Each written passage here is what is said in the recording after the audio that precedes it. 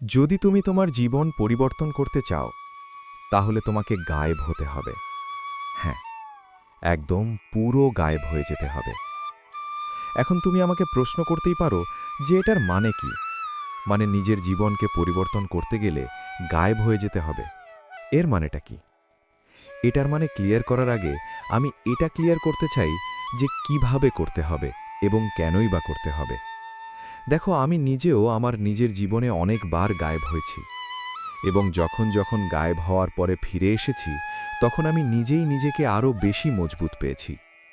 সত্যি বলতে, তুমি যখন একটা সপ্তাহ, একটা মাস বা একটা বছরের জন্য গায়েব হয়ে যাবে, দেন তারপরে যখন ফিরে আসবে তখন তোমার আশেপাশের মানুষগুলো না পুরোপুরি অবাক হয়ে যাবে। আমি জানি না তোমার ওই আশেপাশের মানুষগুলো তোমার কাছে কতটা ম্যাটার করে। ম্যাটার করুক বা না করুক, তোমাকে এটুকু বলতে পারি যে তুমি নিজেকে নতুন রূপে পাবে। আর সত্যি তাই, নিজেকে মজবুত করে, নিজেকে শক্তিশালী করে ফিরিয়ে আনার জন্য না কিছু সময়ের জন্য গায়েব হয়ে যাওয়াটা প্রয়োজন। এখন সর্বপ্রথম যে প্রশ্নটা আসে সেটা হচ্ছে গায়েব কেন হতে হবে, মানে নিজেকে আলাদা কেন করতে হবে। এটার সবথেকে বড় কারণ হচ্ছে, যদি তুমি সেই পরিবেশে থাকো যে পরিবেশে এতদিন ধরে ছিলে, যে পরিবেশ তোমাকে এতদিন ধরে ইনফ্লুয়েন্স করছে, সেই পরিবেশে যদি তুমি এখনও থাকো তাহলে তুমি নিজেকে পথভ্রষ্ট, দিকভ্রষ্ট, ডিপ্রেশনের মধ্যেই পাবে। দেখো, তুমি এই ভিডিওতে এসেছো, তার মানে তুমি পরিবর্তন হতে চাও। এখন তুমি নিজেই নিজেকে প্রশ্ন করো তো যে তুমি কেন পরিবর্তন হতে চাও। তুমি পরিবর্তন হতে চাও তার কারণ যে জীবন তুমি কাটাচ্ছ সেই জীবন নিয়ে তুমি স্যাটিসফাইড নও। তুমি মনে করো যে তুমি এর থেকে অনেক বেটার জীবন ডিজার্ভ করো। ব্যক্তিগতভাবে আমার মনে হয় মানুষ তখনই পরিবর্তন হতে চায় যখন মানুষের আশা, স্বপ্ন, লক্ষ্য, উদ্দেশ্য এটার সাথে মানুষের বর্তমান জীবন একই জায়গায় মিল খায় না। মানে আমি যেমনটা করতে চাই, আমি যেমন জায়গায় পৌঁছতে চাই, আমি যেমন কিছু হতে চাই বা যেমন জীবন পাওয়া আমার স্বপ্ন, সেই সব কিছুর সাথে আমার বর্তমান জীবনের মিল খাচ্ছে না। এই কারণটার জন্যই তো মানুষ মেনলি নিজেকে পরিবর্তন করতে চায়। এখন যদি বিষয়টা এমনই হয়, তাহলে এই পরিবেশ, এই কিছু মানুষ, এই কিছু এনভায়রনমেন্ট থেকে নিজেকে আলাদা করা কি প্রয়োজন নয়? নিজেকে সেপারেট করা কি প্রয়োজন নয়? নিজেকে ডিসঅ্যাপিয়ার করা কি প্রয়োজন নয়? নিজেকে গায়েব করা কি প্রয়োজন নয়? সত্যি বলতে, তুমি যখন তোমার জীবনে কোনো জিনিসকে অনেক গভীরভাবে অন্তরের অন্তঃস্থল থেকে চাও এবং সেটাকে পাওয়ার জন্য তুমি তোমার 100% দিতে চাও, তখন তোমাকে গায়েব হতে হবে। আমরা যতক্ষণ না পর্যন্ত ডিস্ট্র্যাকশন ছাড়ব, ততক্ষণ পর্যন্ত ফোকাস করতে পারবো না। ফোকাস করার জন্যে ডিসঅ্যাপিয়ার হওয়াটা, গায়েব হওয়াটা প্রয়োজন। আমরা যখন ডিস্ট্র্যাকশন থেকে নিজেকে বার করে আনি না, যখন ডিস্ট্র্যাকশন থেকে নিজে বার হয়ে আসি, তখনই কোনো জিনিসের ওপরে আমরা খুব গভীরভাবে মন দিতে পারি। এবং যখন কোনো জিনিস আমরা গভীরভাবে চাই, তখন সেই জিনিস পাওয়ার জন্যে গভীর মনোনিবেশের প্রয়োজন হয়। এবং সত্যি বলতে, যদি ওই মানুষগুলোই, ওই পরিবেশ, ওই এনার্জি থাকে, তাহলে তুমি ফোকাস করতে পারবে না। তাহলে তুমি তোমার জীবনে যেটা পেতে চাও সেটা অ্যাচিভ করতে পারবে না। এটার জন্যে ডিসঅ্যাপিয়ার হওয়াটা প্রয়োজন। এটার জন্যে গায়েব হওয়াটা প্রয়োজন। চলো, এখন তোমাকে একটি প্র্যাকটিক্যাল এক্সাম্পল দিই। আমরা সকলেই জানি যে বর্তমান পৃথিবীতে এখন সবথেকে ধনী ব্যক্তি হচ্ছে ইলন মাস্ক। তো ইলন মাস্কের প্রথম একটি কোম্পানি ছিল যার নাম পেপল। তো সেখান থেকে যখন তিনি বেরিয়ে আসেন, তখন তিনি সম্পূর্ণ ডিসঅ্যাপিয়ার হয়ে যান। মানে আজ যে সকল জিনিস আমরা দেখি, যেগুলো ইলন মাস্কের তৈরি, সেগুলো তৈরি করার আগে না তিনি পেপেলে ছিলেন। এবং সেখান থেকে যখন তিনি বার হয়ে যান, তখন তিনি নিজেকে গায়েব করে নেন। একটা রুমের মধ্যে তিনি নিজেকে বন্ধ করে নেন এবং দেন তারপরে ইঞ্জিনিয়ারিং এবং এরোস্পেসের মতন বিষয়গুলো তিনি গভীরভাবে শিখতে শুরু করেন। তারপরে তিনি লঞ্চ করেন তার স্বপ্নের প্রজেক্ট স্পেসএক্স।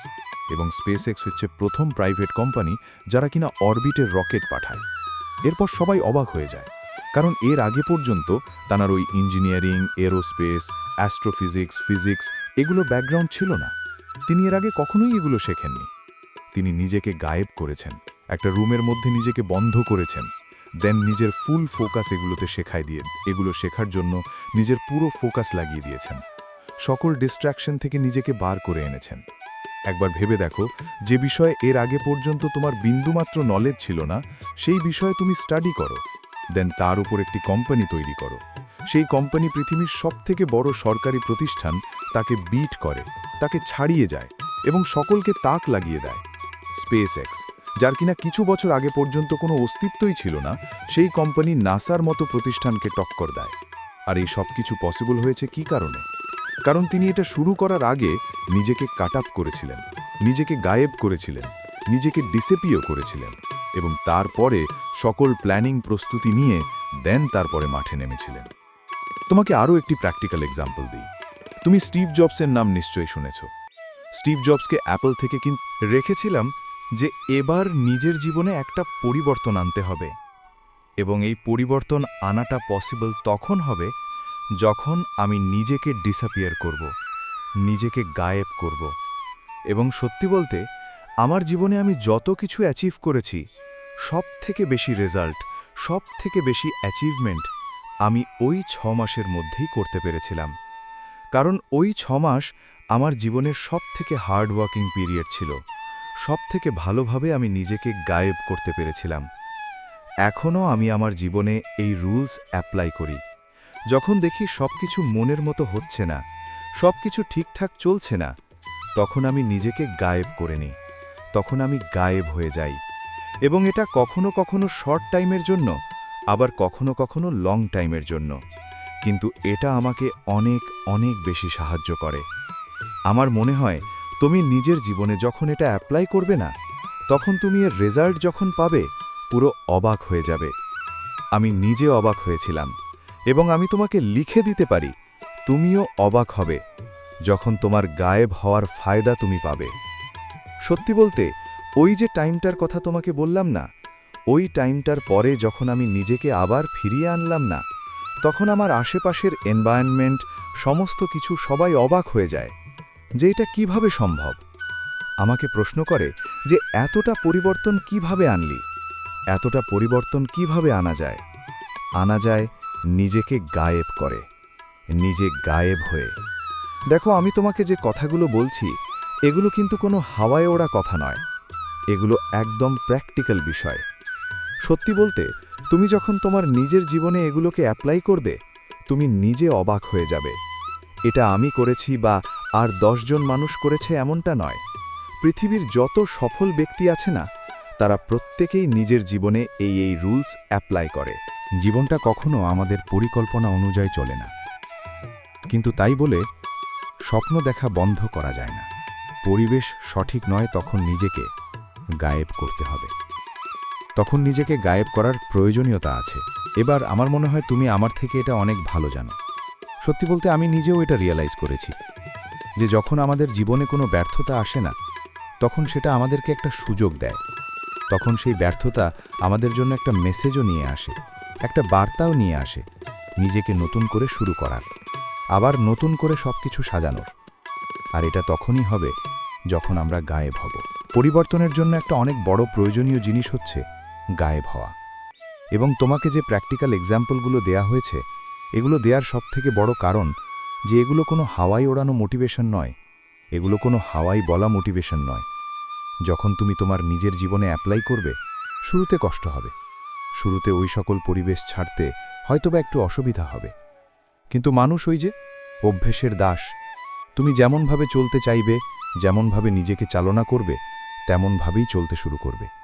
তো শুরুতে হয়তোবা একটু কষ্ট হবে, কিন্তু যখন রিপিটেডলি তুমি এমনভাবে চলতে শুরু করবে, এমনভাবে চলবে, তখন সেই কষ্ট শিথিল হয়ে যাবে। এবং তোমার এই মেহনত, তোমার এই পরিশ্রম যখন রং নেবে, যখন রেজাল্টে কনভার্ট হবে, তখন তোমার জন্য এক্সট্রা কোনো মোটিভেশনের প্রয়োজন পড়বে না।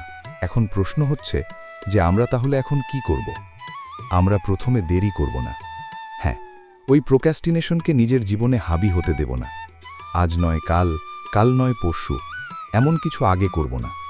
আমরা যেটা করব সেটা হচ্ছে একটা প্ল্যানিং করব, দেন নিজেকে একটু একটু বোঝাবো যে কোনগুলো করা যাবে না, কোনগুলো করা উচিত নয়, এবং কোনগুলো করতেই হবে।